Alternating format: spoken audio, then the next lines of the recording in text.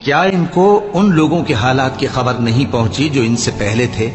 یعنی نوح اور عاد اور سمود کی قوم اور ابراہیم کی قوم اور مدین والے اور الٹی ہوئی بستیوں والے؟ ان کے پاس پیغمبر نشانیاں لے کر آئے،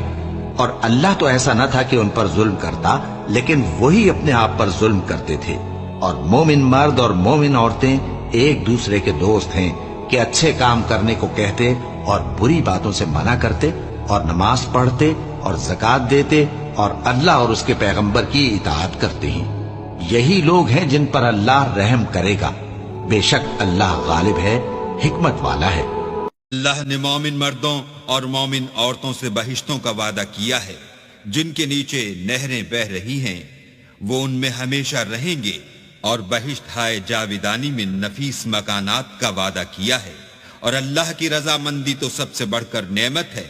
یہی بڑی کامیابی ہے۔ اے پیغمبر، کافروں اور منافقوں سے جہاد کرو اور ان پر سختی کرو، اور ان کا ٹھکانہ دوزخ ہے اور وہ بری جگہ ہے۔ یہ اللہ کی قسمیں کھاتے ہیں کہ انہوں نے تو کچھ نہیں کہا، حالانکہ انہوں نے کفر کا کلمہ کہا ہے اور یہ اسلام لانے کے بعد کافر ہو گئے ہیں، اور ایسی بات کا قصد کر چکے ہیں جس پر قدرت نہیں پا سکے۔ اور انہوں نے مسلمانوں میں عیب ہی کون سا دیکھا ہے سوائے اس کے کہ اللہ نے اپنے فضل سے اور اس کے پیغمبر نے اپنی مہربانی سے ان کو دولت مند کر دیا ہے۔ سو اگر یہ لوگ توبہ کر لیں تو ان کے حق میں بہتر ہوگا، اور اگر منہ پھیر لیں تو اللہ ان کو دنیا اور آخرت میں دکھ دینے والا عذاب دے گا، اور زمین میں ان کا کوئی دوست اور مددگار نہ ہوگا۔ اور ان میں بعض ایسے ہیں جنہوں نے اللہ سے عہد کیا تھا کہ اگر وہ ہم کو اپنی مہربانی سے مال عطا فرمائے گا تو ہم ضرور خیرات کیا کریں گے اور نیکوکاروں میں ہو جائیں گے، لیکن جب اللہ نے ان کو اپنے فضل سے مال دیا تو اس میں بخل کرنے لگے